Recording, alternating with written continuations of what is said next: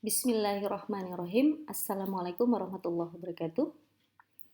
Baik, hari ini saya ingin membahas tentang sistem syaraf pusat.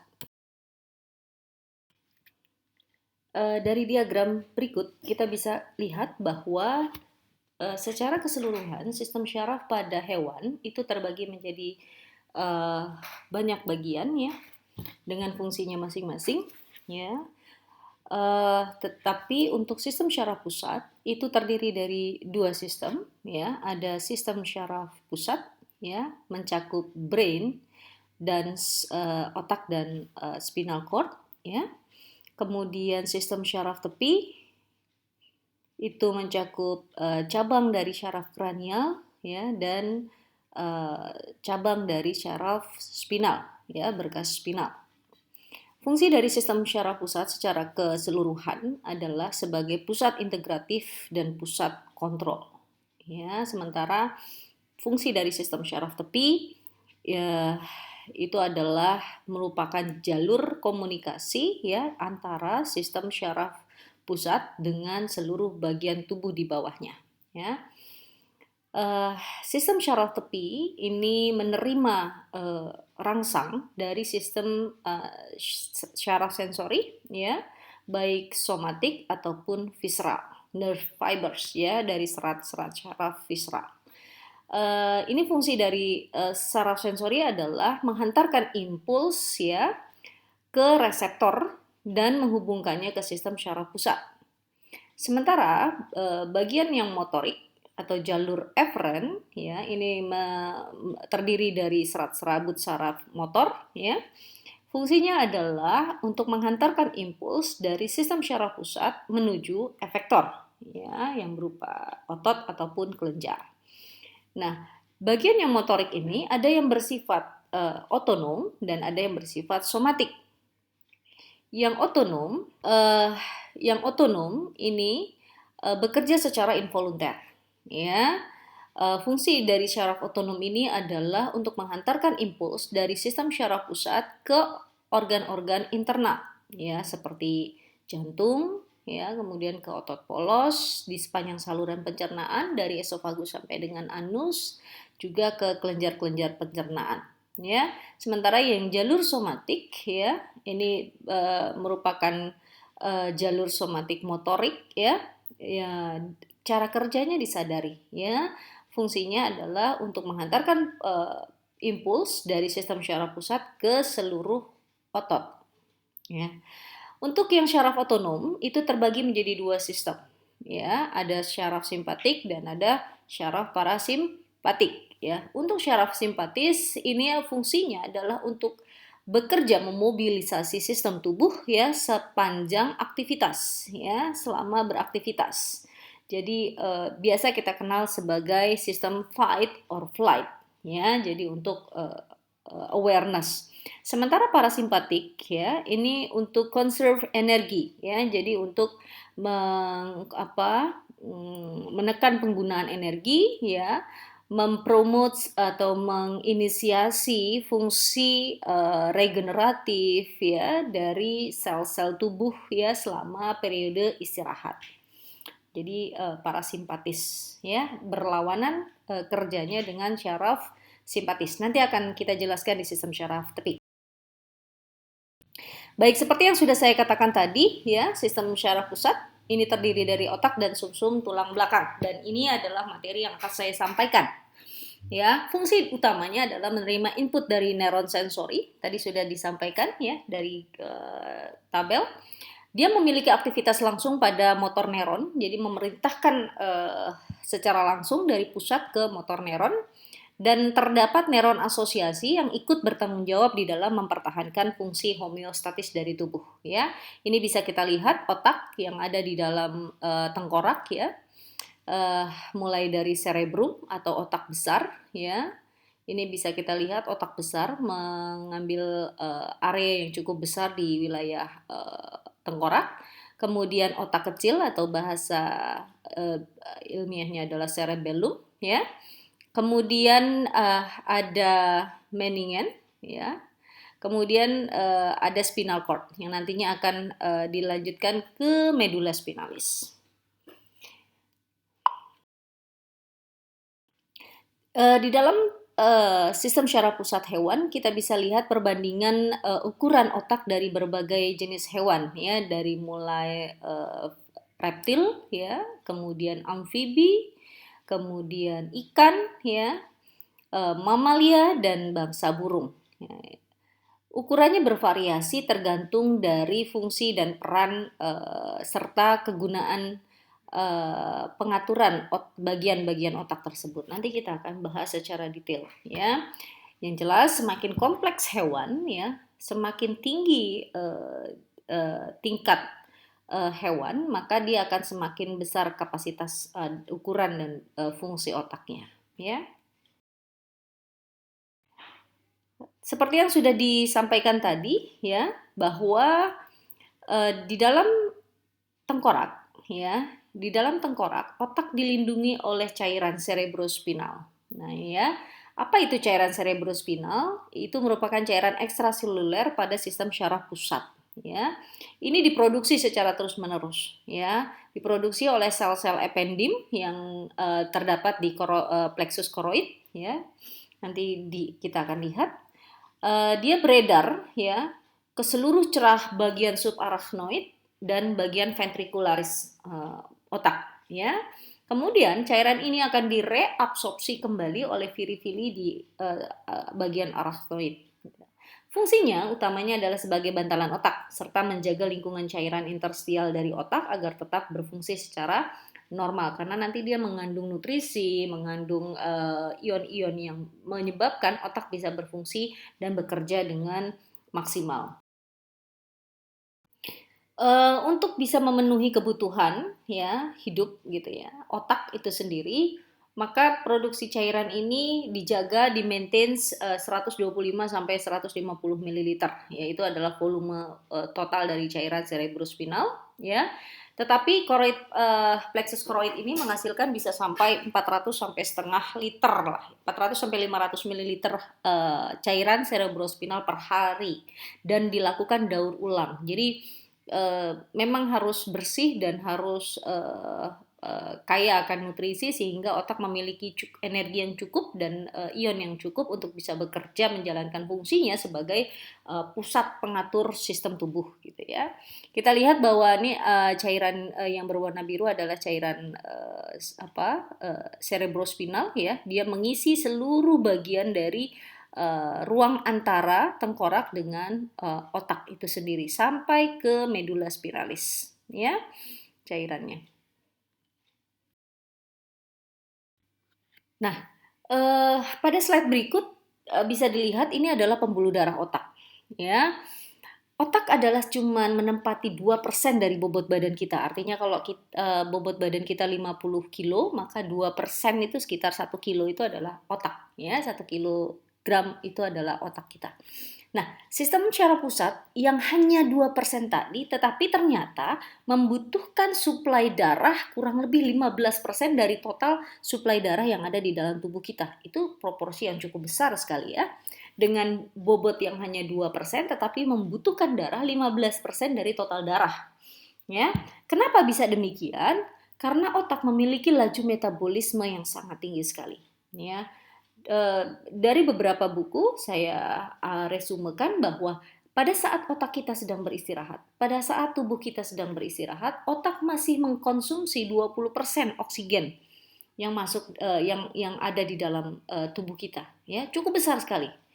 Ya, ketika kekurangan oksigen, maka otak yang akan mengalami hipoksia pertama kali. Ya, makanya kan kalau misalnya Anda berada pada ruangan yang padat misalnya, ya, di kereta atau di bis ataupun di mall yang cukup padat, apa yang dirasa coba? Pusing kan? Iya, karena otak kekurangan oksigen. Karena suplai oksigen yang masuk ke dalam saluran respirasi dan akan dihantarkan melalui sirkulasi pembuluh darah itu sedikit sekali. Ya, sehingga jumlah porsi yang masuk ke otak itu menjadi rendah atau turun. Makanya kepala kemudian menjadi pusing, berkunang-kunang, bahkan bisa jadi pingsan. Nah, itu adalah merupakan gejala bahwa otak membutuhkan oksigen yang cukup besar, ya, untuk kesadaran. Kemudian saat istirahat, otak menggunakan 50% dari total konsumsi glukosa tubuh. Wah, luar biasa, ya. bahwa energi yang dibutuhkan otak ya itu hampir separuh dari energi yang ada yang dihasilkan oleh tubuh. Jadi memang otak adalah pusat regulator, membutuhkan energi yang sangat besar. Ya, makanya kemudian jika Anda bekerja dengan otak memang harus banyak makan ya, makanya kalau belajar jangan sampai Anda tidak makan, nggak masalah karena memang digunakan oleh otak untuk berpikir ya. Dan energi otak ini sangat bergantung pada ke aliran darah ya, aliran darahnya lancar, tidak banyak terhambat oleh adanya kolesterol ataupun ateroma ya, tidak terhambat karena darah yang kental akibat diabetes ya. Makanya orang diabetes gampang lelah, gampang mengantuk. Karena apa? Aliran darah ke otaknya berkurang. Karena apa? Kadar gula darah di dalam pembuluh darah dan sirkulasi darah itu sangat kental sekali sehingga aliran darahnya menjadi lebih lambat, ya. Nah, itu menjadi salah satu kunci kenapa otak harus dijaga suplai oksigen dan nutrisinya. Permintaan yang tinggi untuk darah ya jelas sekali sangat tergantung pada glikolisis aerobik ya. Dia membutuhkan utamanya 50% glukosa dan oksigen. Itu dalam keadaan rest, dalam keadaan otak istirahat, bukan sedang bekerja. Nah, sekarang Anda sedang belajar, bayangkan berarti berapa persen konsumsi glukosa yang dibutuhkan oleh otak ya. Makanya menjadi sarapan menjadi penentuan kualitas belajar Anda sebelum Anda kuliah, baiknya sarapan yang bergizi gitu ya. Sarapan dengan nutrisi yang cukup baik sehingga otak Anda bisa berpikir dengan baik. Kemudian otak tidak memiliki cadangan dalam bentuk glikogen, beda dengan otot ya. Kemudian asam lemak di otak tidak dapat digunakan untuk energi ya. Kemudian keton bisa digunakan selama pada kondisi ekstrim kelaparan atau puasa. Nah, kemudian untuk melindungi organ yang begitu pentingnya ya sebagai pusat kesadaran dan pusat regulator tubuh, maka ada mekanisme yang melindungi otak gitu ya, yang kita kenal dengan blood-brain barrier ya. Blood-brain barrier sesuai dengan namanya ini merupakan barir ya, barir pembuluh darah otak. Anda bisa lihat di sebelah kiri di sini ya. Ini adalah pembuluh darah ya, dan ini ada astrosit ya, sel-sel syaraf yang ada di otak ya. Begitu masifnya ya mengitari endotel darah ya, kapiler darah, tempat di mana penggantian komponen darah dengan cairan interstisial yang ada di dalam otak ya. Jadi blood-brain barrier ini secara definitif itu merupakan suatu struktur anatomi yang khusus pada sistem kapiler di sistem syaraf pusat yang akan membatasi pertukaran ya. Pertukaran apa? Pertukaran cairan ya yang ada di dalam plasma, di dalam sirkulasi darah, di dalam kapiler pembuluh otak ya, ke dalam cairan interstisial otak ya, sehingga molekul bisa bergerak secara selektif ya, baik berupa difusi, transport aktif, endositosis ataupun eksositosis. Jadi dia sangat selektif. Tidak semua zat yang bisa yang ada di dalam plasma bisa masuk ke dalam cairan interstisial otak gitu ya. Jadi zat-zat yang toksik itu tidak mudah masuk ya, dibatasi. Oke, nah ketika kita berbicara otak, kemudian otak itu kita ambil secara utuh dan dipotong secara melintang ya, baik sagittal ataupun mid sagittal section, maka bisa kita lihat ada wilayah atau area gray matter atau wilayah abu dan ada wilayah putih white matter ya. Jadi wilayah abu ini ya, kenapa bisa berwarna abu gitu ya, sedikit berwarna keabu-abuan ya, itu ternyata merupakan struktur dia enrich atau kaya sekali dengan struktur badan neuron ya dan dendrit isinya ya. Jadi dendrit dan cell body ya itu penuh dengan cell body. Artinya apa? Kemarin ingat lagi di materi biolistrik ya, bahwa impuls itu berawal dari dendrit gitu ya. Kemudian akan menjalar ke akson, white matter. Jadi white matter atau materi putih ini terdiri dari jalur akson, ya, jalur dari syaraf.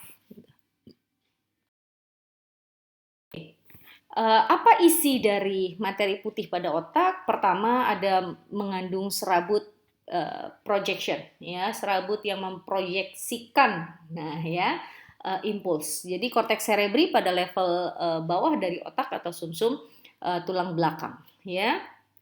Kemudian ada serat-serat asosiatif, ya, serabut asosiasi kita kenal. Ini merupakan serabut yang berfungsi sebagai penghubung antara dua area korteks cerebri kiri dan kanan, ya. Penghubung antara dua area korteks cerebri pada sisi yang sama, jadi sesama kiri. Ya, korteks cerebri kiri dengan kiri yaitu dihubungkan dengan serabut asosiasi. Kemudian serabut komisura itu menghubungkan antara kortikal yang sama pada dua sisi otak, ya, kiri dan kanan, ya, korteks kiri dan kanan. Kemudian ada corpus callosum, ya. Ini merupakan lokasi utama dari commissural fiber. Jadi tempat untuk melintasnya serabut komisura. Baik, kita akan bahas satu persatu korteks cerebri, ya. Korteks cerebri seperti di gambar Anda bisa lihat, ya, dari yang area berwarna kuning ini adalah lobus frontalis, ya. Lobus frontalis ini yang paling frontal, paling depan, areanya dekat wajah, ya, di atas wajah.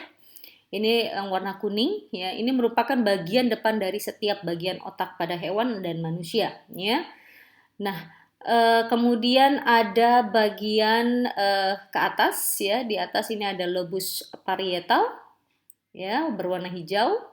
Kemudian ada lobus temporal kiri dan kanan, ini yang warna pink, ya, merah. Kiri dan kanan temporal. Kemudian di bagian belakang ada lobus occipital. Nah, di bawah dari lobus occipital barulah terdapat otak kecil atau cerebellum. Ya, apa yang terdapat di lobus frontal? Ya, di lobus frontal ini terdapat banyak sekali motor-motor neuron, ya, motor-motor neuron yang nantinya bertanggung jawab terhadap efektor, ya, organ-organ efektor. Ada di sini ada motor speech area, ya, ini ya, yang mengatur atau yang berhubungan langsung dengan kemampuan berbicara, ya. Kemudian dia terlibat di dalam pengaturan motorik, ya. Semua gerak motorik tubuh itu diatur di area lobus frontal, ya.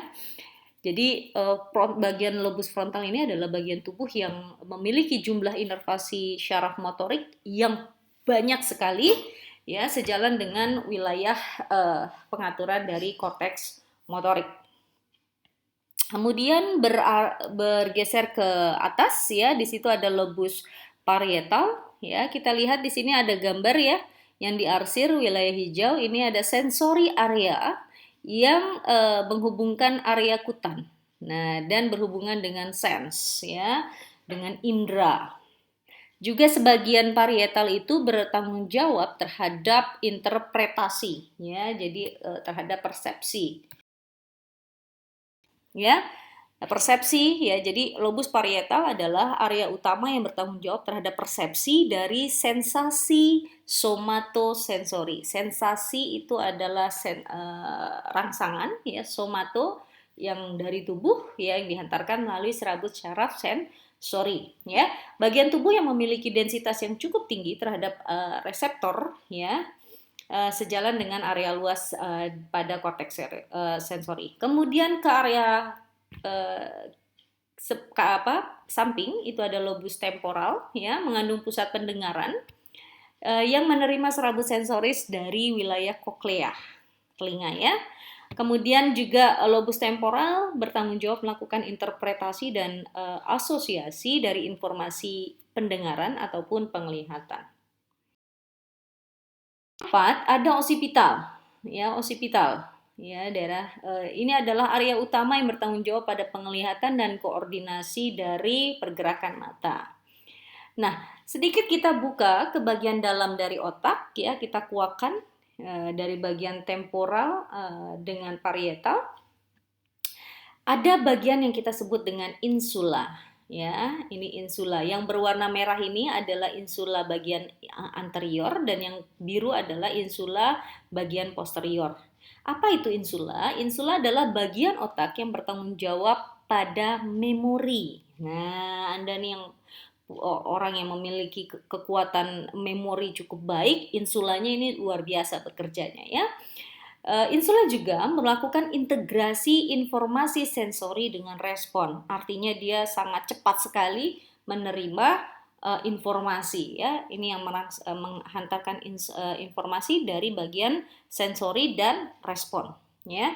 Kemudian juga insula adalah tempat mengkoordinasi respon kardiovaskuler saat menanggapi stres. Nah, ini insula ini yang bertanggung jawab pada juga ikut berperan pada gerakan fight or flight ya. Jadi sikap cekatan ketika kita misalnya latihan bela diri atau apa. Nah, ini juga dilatih kerja insulanya ya, diaktifkan nih kerja insulanya. Kalau kita relatif lebih lamban, nah kita harus berlatih untuk mengaktifasi atau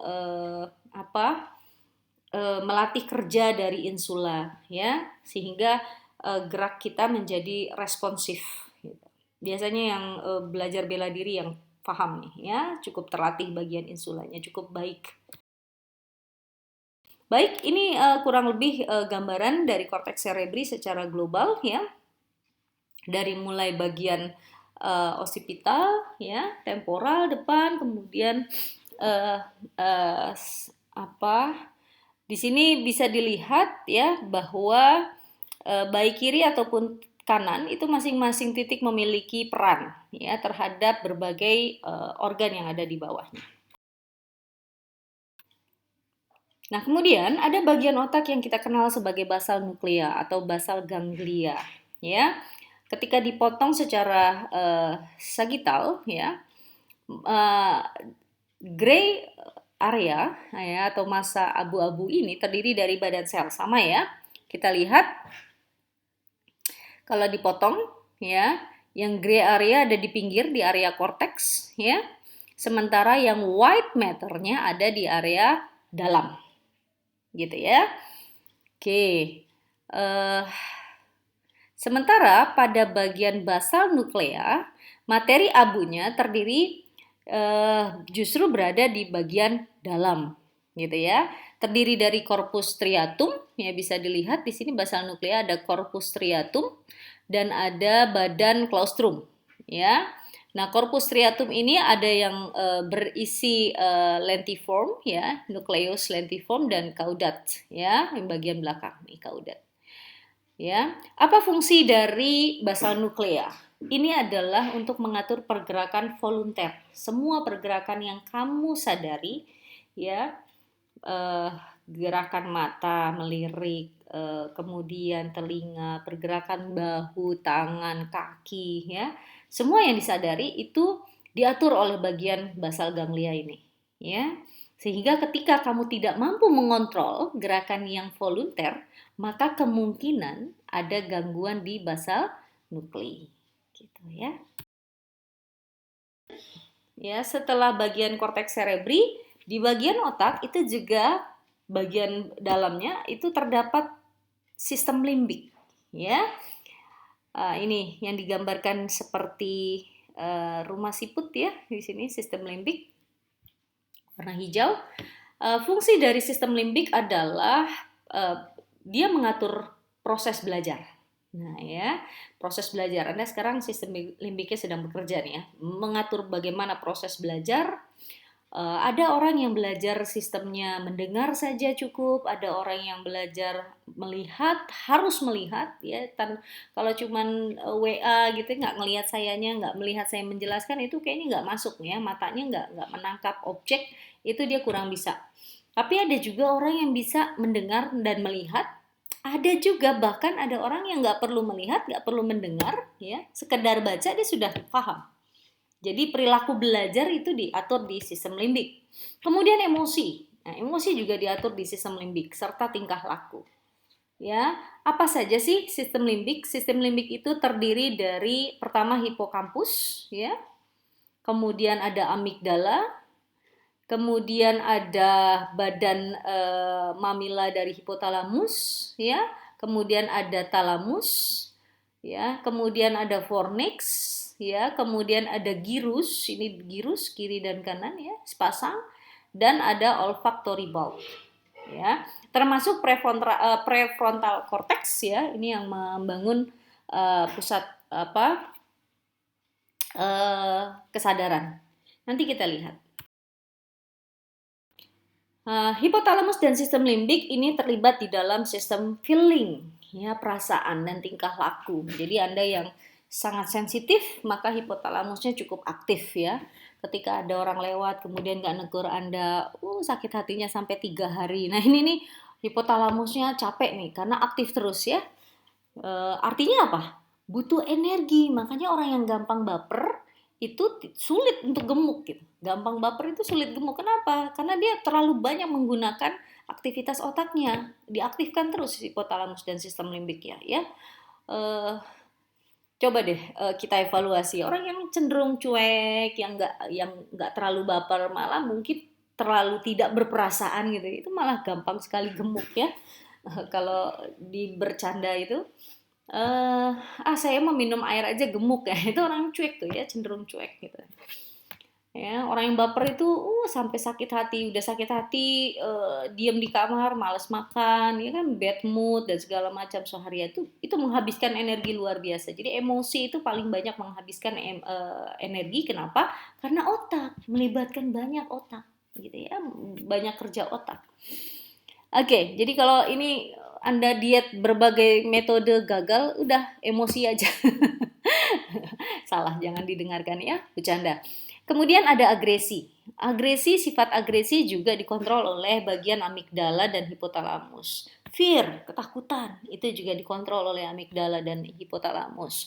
Pusat makan, nah pusat makan diatur di hipotalamus, ya. Jadi kalau misalnya kamu mau mengendalikan makan, ya di hipotalamusnya nih yang ditekan. Saya makan melulu, gemuk. Ketika gemuk nanti, nah kan dietnya lebih susah lagi gitu. Jadi pusat makan diatur di pusat kesadaran. Jadi nggak ada satupun yang terjadi pada tubuh kita tanpa ada peran otak, nggak ada. Semuanya di otak.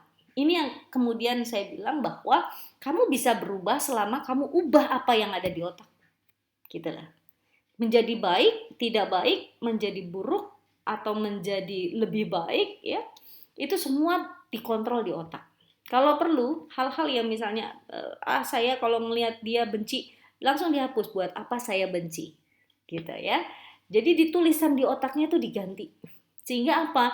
Sehingga tidak menghabiskan energi, gitu, ya. Yang paling mahal itu kan energi, ya.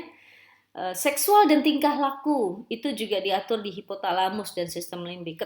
Ketertarikan kita kepada lawan jenis secara seksual itu diatur di otak, gitu, ya. Makanya Anda tidak tertarik pada babi, beda spesiesnya. Makanya ketika kalau kamu tertarik pada babi, pada hewan domba, gitu, ya, pada kuda, tertarik secara seksual, berarti ada yang rusak di hipotalamus dan sistem limbiknya, gitu, ya. Sederhananya seperti itu. Kemudian reward and punishment, tingkah laku yang terarah itu dikontrol oleh hipotalamus dan prefrontal cortex cerebri, ya. Jadi tingkah laku, manajemen yang baik, ya.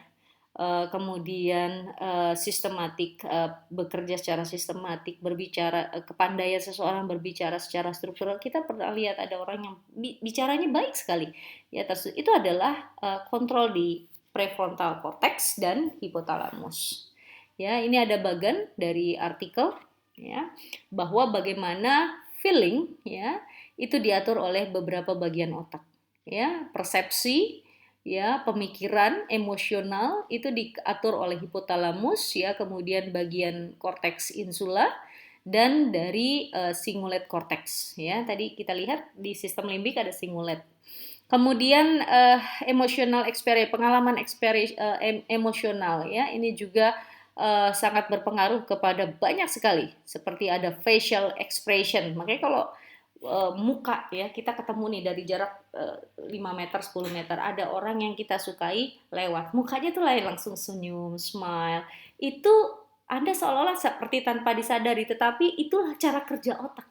Ketika di otakmu menyukai seseorang, ketemu, maka tadinya matanya kontraksi sangat melotot gitu, tiba-tiba senyum, ya apa matanya menjadi turun,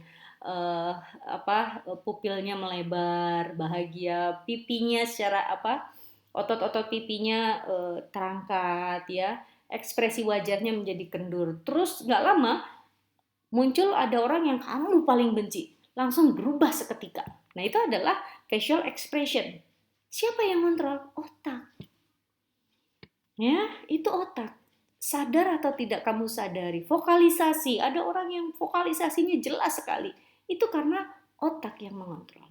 Ya, body posture. Makanya kalau di ilmu psikologi ya dipelajari body posture, orang yang berbohong dengan tidak berbohong gitu ya, sekedar pegang hidung, telinga, garuk-garuk, itu merupakan bentuk ekspresi otaknya, apa isi otaknya ya, itu bisa dilihat ya. Oke, itu neuroscience-nya program studi psikologi, dia mempelajari fisiologi otak seperti itu. Oke, itu kurang lebih. Di sistem limbik tadi disebutkan ada bagian yang pertama adalah talamus ya. Talamus ini 4/5 dari seluruh diencephalon ya, ini secara struktur hewannya. Apa fungsi dari talamus? Sebagai pusat penyalur semua informasi sensori ya, kecuali olfaktori. Olfaktori ke mana dia salurkan? Ke cerebrum ya. Informasi visual melalui lateral geniculate ya. Kemudian informasi auditori, pendengaran, itu melalui medial, dan proyeksi ke berbagai area ya, waspada terhadap sekeliling kita, itu dihantarkan oleh intralaminar nuclei ya. Jadi meningkatkan alertness dan arousal. Jadi kita bisa mengaktifasi atau menonaktifkan. Kalau menonaktifkan ya sudah mati rasa. Bisa disetting. Di mana settingnya? Di talamus. Gitu ya. Nah, ilmu-ilmu bela diri, kayak kalau misalnya Anda nonton film itu ada ninja dia dengan tutup mata, dia itu diaktifkan ya, difungsikan kerja talamusnya untuk meningkatkan alertness, sehingga ada misalnya anak panah yang meluncur ke dia bisa menghindar karena sudah terdeteksi arah pergerakan angin melalui sensor kulit gitu. Itu dilatih, perlu latihan ya. Epitalamus.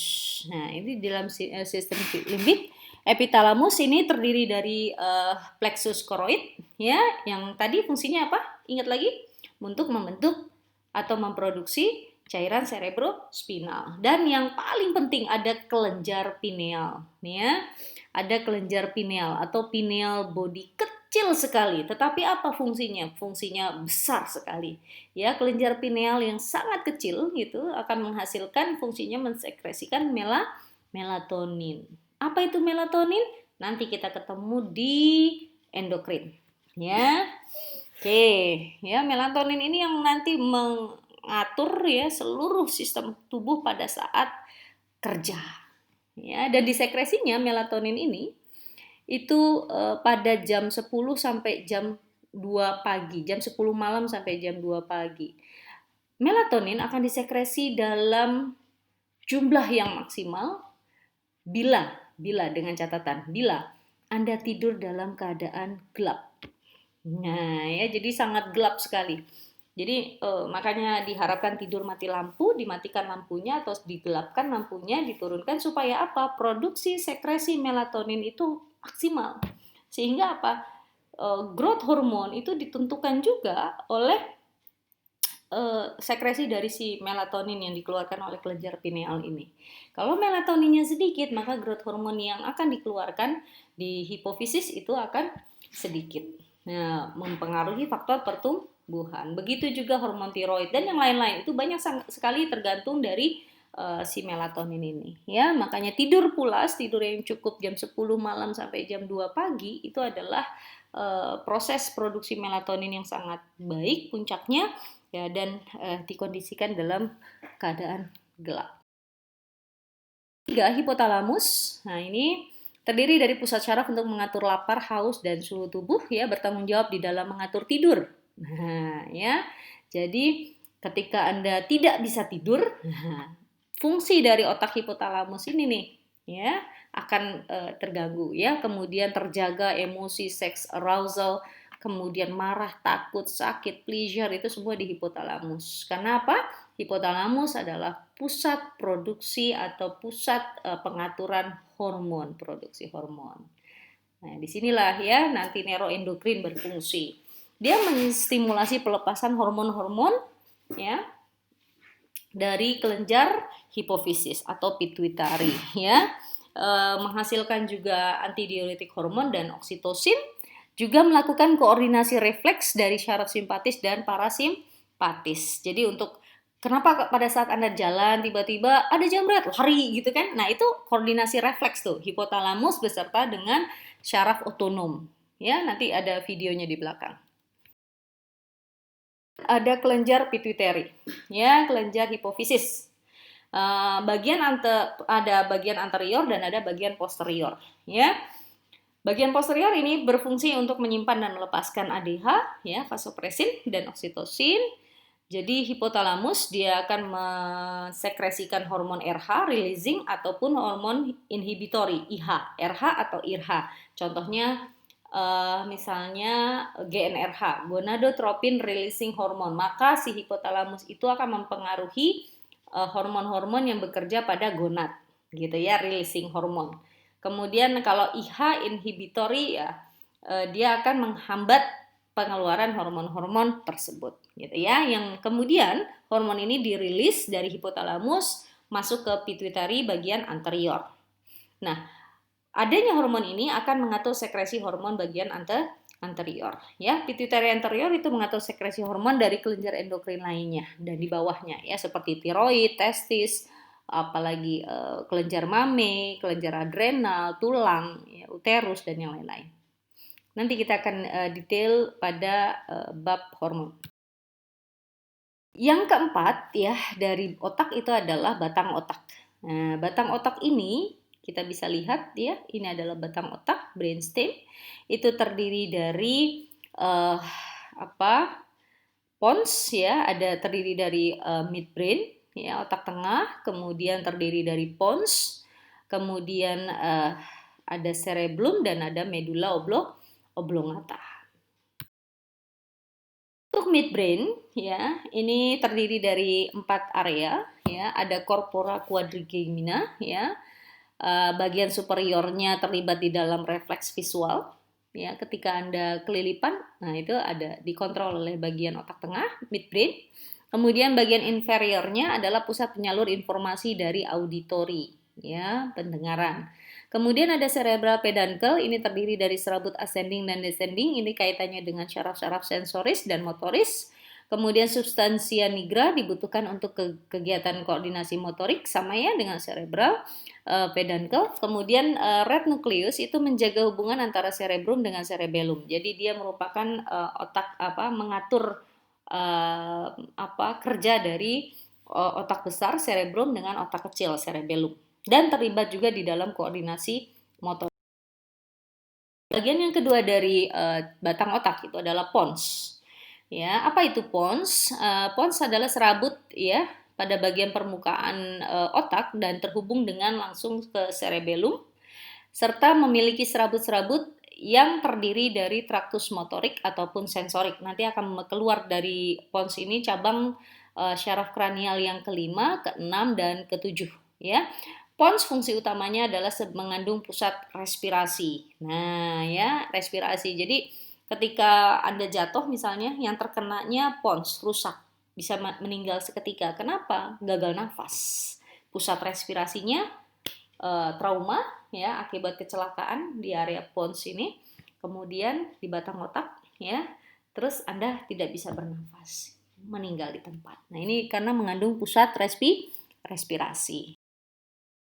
Yang ketiga dari midbrain adalah cerebellum. Apa fungsi dari cerebellum? Ini menerima input dari proprioreseptor, ya, proprioreseptor atau tegak tubuh. Ini terjadi, ini berfungsi pada saat kapan?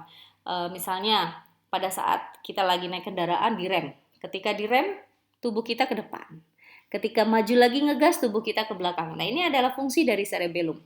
Nah, hewan-hewan yang memiliki proporsi cerebellum yang cukup besar itu bangsa burung.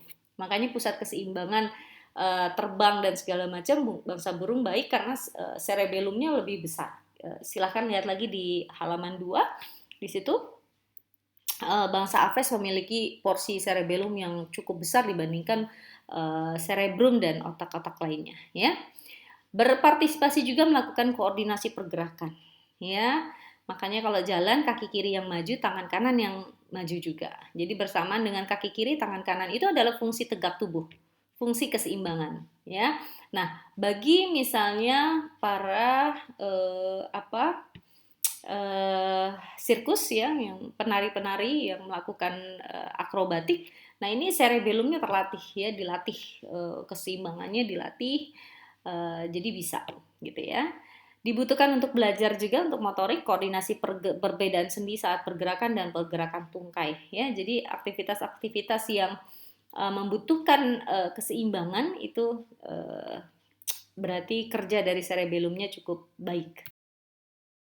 Medula oblongata, ya, yang keempat dari midbrain adalah medula oblongata. Ini mengandung serabut-serabut ascending dan descending. Ascending itu naik, descending turun, ya. Ascending biasanya sensoris, descending adalah motoris.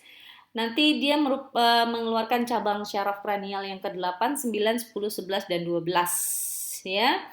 Merupakan pusat vasomotor, ya. Jadi dia mengatur inervasi dari otonomik pembuluh darah, makanya gerakan pembuluh darah, endotel pembuluh darah itu ya, vasodilatasi, vasokontriksi itu diatur di medula oblongata.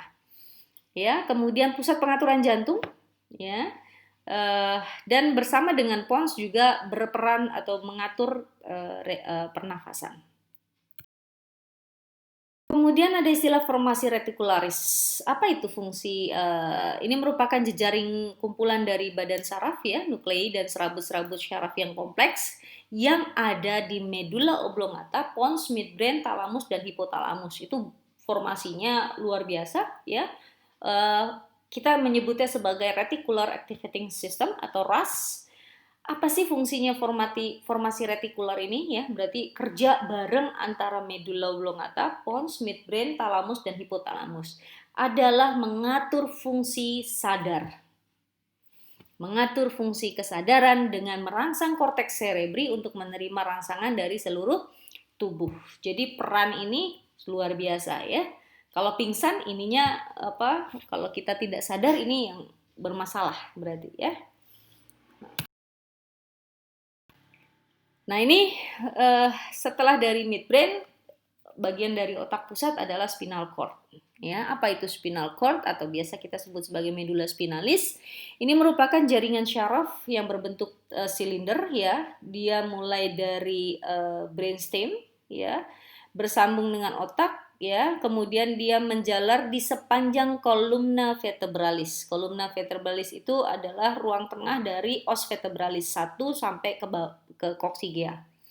Ya, ada 31 pasang. Yes, karena sesuai dengan jumlah os vertebralis.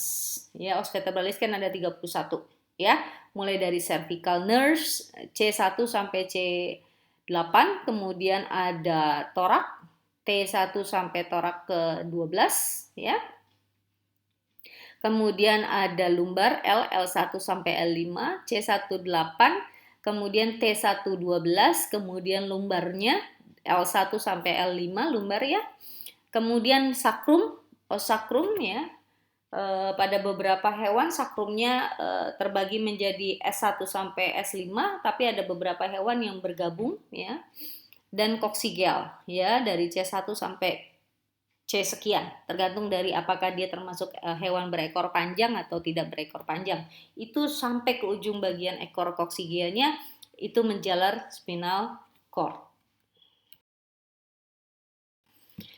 Apa fungsi dari ketika medula spinalis kita potong secara melintang, maka juga terdapat white matter and gray matter. Bedanya apa coba dengan sistem syaraf pusat?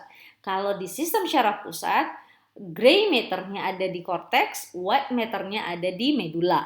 Sementara di medula spinalis, kebalikannya. White matter ada di korteks dan gray matternya ada di medula. Gitu ya, ini. Kita bisa lihat kebalikannya. Karena apa fungsinya? Dia fungsinya adalah untuk refleks, gitu ya. Yang materi abu, yang bagian dorsal kita lihat nih, materi abu gray matter. Ada bagian dorsal itu paling atas ya, dorsal itu punggung kalau di vertebra, dan ada bagian ventral itu motorik ya, yang ke bagian visceral. Jadi ini adalah dorsal, yang ke atas, yang ke bawah adalah ventral. Jadi yang dorsal fungsi sensoris, yang bagian ventral itu adalah fungsi motoris. Yang ini warnanya warna hijau itu fungsi sensor, yang ventral warna merah ini adalah fungsi motor ya. Kemudian materi putih mengandung track ascending, jalur naik itu maksudnya ke otak, dan ada descending, jalur turun. Apa fungsi dari jalur naik pada medula spinalis? Membawa informasi. Nah, jalur naik yang sensoris membawa informasi dari reseptor pada kulit ya, baik proprioreseptor ataupun reseptor dari organ-organ internal ya, menuju korteks cerebri. Ya, misalnya kita kecacingan, ada gigitan cacing di situ, otomatis ada luka. Nah, ditangkap oleh syaraf-syaraf sensori dari usus, ya, selain dia respon di syaraf intrinsik, dia juga akan membawa informasi ke otak, sehingga otak akan memerintahkan sistem kekebalan tubuh ya, ataupun sistem antikoagulan untuk segera menutup area yang luka, gitu ya, untuk memperbaiki area yang luka akibat gigitan cacing misalnya ya. Oke, kalau di sini digambarkan tangan yang tertusuk gitu ya, bagian kulit. Oke, dia akan naik, sensorinya tuh jalur ascending. Sementara jalur descending atau jalur turun dari medula spinalis ya, ini adalah jalur yang turun dari korteks cerebri ke medula tanpa adanya sinap. Jadi jalurnya panjang, syaraf paling panjang. Dia memerintahkan langsung kepada motorik ya, melalui traktus piramidal maupun traktus retikulospinal. Jadi mempengaruhi pergerakan kasar itu maksudnya pergerakan otot kasar yang kelihatan gitu ya, mengangkat kaki. Ketika kita misalnya terinjak paku, kalau kamu harus ke pusat kesadaran dulu, mikir dulu, ya responnya akan lama. Nih perlu nggak ya saya angkat? Gitu ya, nggak bisa. Namanya udah keinjek paku langsung naik tuh, karena jalurnya tadi jalur langsung, gitu ya. Ke efektornya itu jalur langsung. Jadi otak langsung memerintahkan untuk segera menghindari hal yang bisa menyakiti tubuh kita. Baik, setelah ini slide ada video, silakan disimak tentang sistem syaraf spinal. Let's next talk about spinal nerves. So here we have a cross section through thoracic vertebra with an associated spinal cord and spinal nerve levels. And so to understand spinal nerves, there's a couple of things we need to know. Roots, spinal nerve trunk, and then the rami. So to understand them, let's take a look at this tree. And we look at this tree, what do we notice? Well, there's roots, and there's a tree trunk, and there's branches in the tree. That's everything we need to know about spinal nerves, except we just turn it on its side like this. So there's the roots and the trunks and the branches, and then we go shing, and we stick it up in the right corner, and what do we see? Roots, trunk, and branches. So when we look down, we see roots, spinal nerve trunk, and rami. And the term ramus, or rami for plural, means branches. Roots lead into a trunk, lead into branches, just like a tree. And so there we have the root, spinal nerve trunk, and the rami. So first, let's take a look at the roots. There are millions of neurons bringing sensory information to the spinal cord. And there are millions of motor neurons coursing from the spinal cord to all the muscles and the organs. So it begs the question, how do these neurons not get tied in a knot? So let's use an analogy for a minute. Dublin City Center. I lived in Dublin for a couple of years. I love it. That's actually really creepy. That's better. Okay, there's a cute little leprechaun. So let's talk about Dublin City Centre for a minute. So here we have a picture of Ireland, and what we're going to do is we're going to zoom in to Dublin, the capital of Ireland, a little bit more. And Dublin's a really, really old city, so they've got people that goes back millennia. So when they first had this city, and you look at the city centre, they didn't build roads for like big lorries, really big trucks. So as we start zooming in more and more on Dublin and get more and more, you see all those orange lines? Those are major roads getting close, as you can see, approaching Dublin. We see we're getting closer to city center, and we're getting closer to city center. You see the Dublin. As we zoom in, I want you to notice something. We're zooming in now close to Dublin. Look at that. We now have, once we're downtown, one-way streets. Because of how busy it gets in the smaller roads, to help ensure that traffic moves smoothly, the closer we are to the city center, where all the hub of activity occurs, we have one-way streets. One-way streets, spinal routes, are like one-way street signs, where here we've got city center, Dublin city center, and then we have one-way streets to help ensure that as we get close to the hub activity, the Dublin city center, things stay organized. So Dublin city center is our spinal cord. That's where the hub of activity, that's where all information at that segmental level is coming in, where the processing occurs, and then all that motor activity comes out. So our one-way streets are the routes. One route goes in, the dorsal route, and one route goes out, the motor route. One-way streets. And once we get away from the city center, we get two-way streets. So the ventral route. So here we've got the ventral route there. And the ventral route is housing all motor neurons. And so there is a somatic motor neuron in the ventral horn, and it sends its axon out and going towards the periphery. One street. So the ventral route only has motor neurons that are taking efferent information away from the spinal cord. Now the dorsal route is here.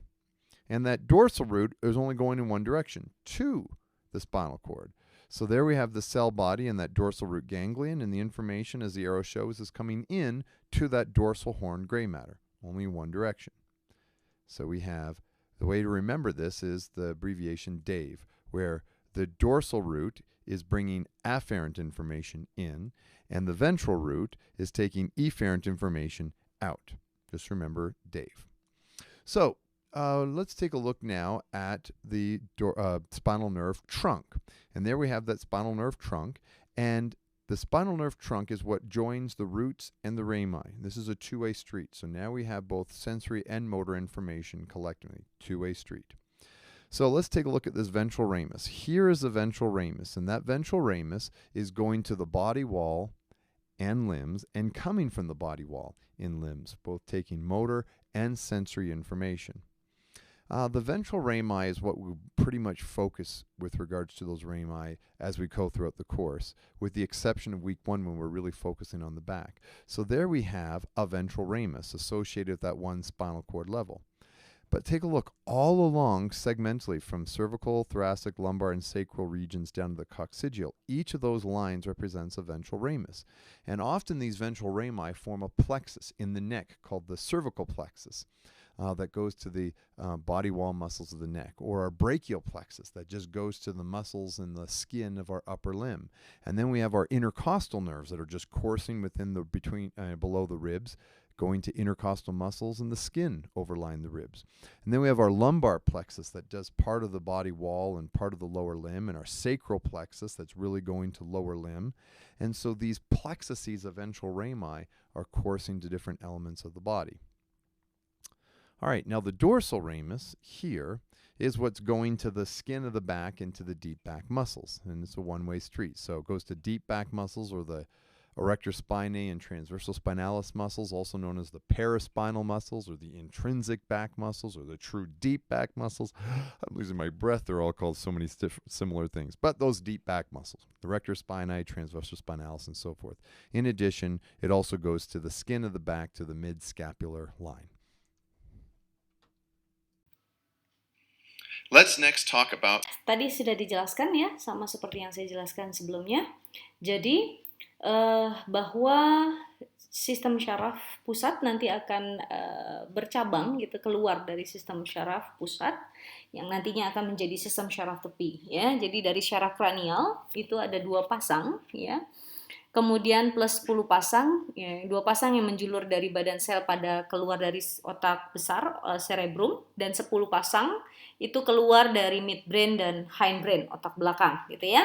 Jadi totalnya ada 12 cabang syaraf kranial yang nantinya akan bercabang menjadi sistem syaraf tepi. Ya, kemudian syaraf spinal keluar. Itu ada 31 pasang, ya tadi 8 yang cervical, 12 torak, ya, dan 5 lumbar, 5 sacrum, dan 1 coccygeal, ya. Oke. Spinal nerves. So, yang seperti saya ceritakan tadi bahwa ada 12 cabang syaraf yang keluar dari kranial, ya. Olfaktori, syaraf pertama diberi namanya syaraf kranial ke-1, ya. Nama syarafnya adalah nervus olfaktori.